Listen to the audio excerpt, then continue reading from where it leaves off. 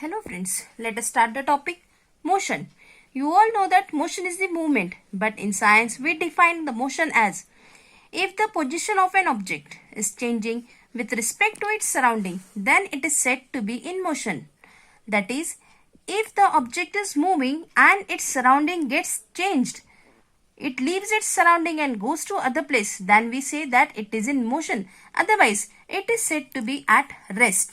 There are different types of motions, like some of them are visible, like the flight of the birds or the moving objects, moving vehicles. Some of them are invisible. Here we can consider the example of the breeze. Some of the motions can be felt. We can feel them, and some of them we cannot feel. Example, the motion of the blood in the body, that is blood circulation, or the motion of the earth. These motions are taking place, but we cannot feel them. Motion is a relative concept. Relative concept meaning the same concept is defined in different way by different persons. If you are going in a bus and your friend is sitting with you, you will find that your friend is not in motion, but a child outside the bus can say that your friend is in motion. Hence we say that motion is a relative concept. It means the same situation is described in different ways by different persons. Now let us see the uniform motion. In uniform motion, if an object covers equal distance in equal time interval, it is said to be moving with a uniform speed. Example, motion of the hands of the clock or motion of the earth. Non-uniform motion, it's just opposite to uniform motion. If an object covers unequal distance in equal time intervals, it is said to be moving with non-uniform speed. Example, motion of vehicles in a heavy traffic. After the uniform and non-uniform motion, let us see the graph. Distance time graph for uniform motion and distance time graph for non-uniform motion.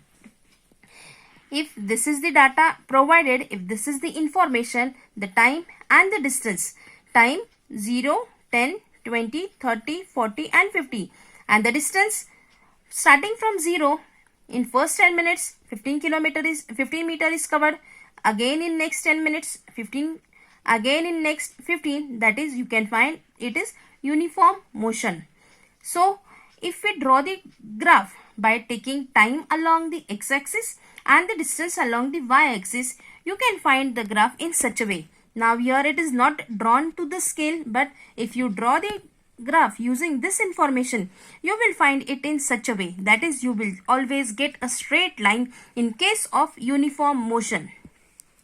An object in uniform motion covers equal distance in equal time interval. Thus, the graph between distance and time is a straight line. But in case of non-uniform motion, distance time graph for non-uniform motion, if this is the information provided, here you can see that there is the equal time interval, but the distance covered is not same.